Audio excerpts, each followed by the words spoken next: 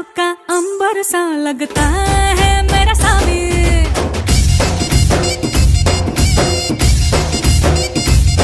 मेरी राहों में फूलों का रास्ता है